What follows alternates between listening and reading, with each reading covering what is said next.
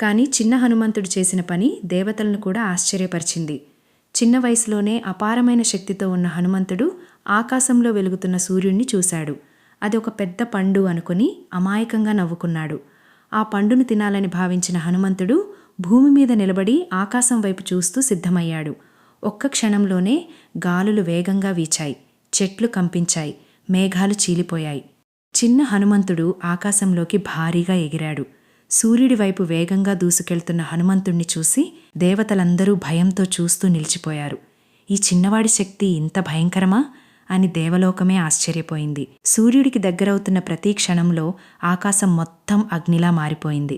హనుమంతుణ్ణి వెంటనే ఆపకపోతే లోకాలన్నీ ప్రమాదంలో పడతాయని భావించిన ఇంద్రుడు కోపంతో తన వజ్రాయుధాన్ని చేతిలో పట్టుకున్నాడు.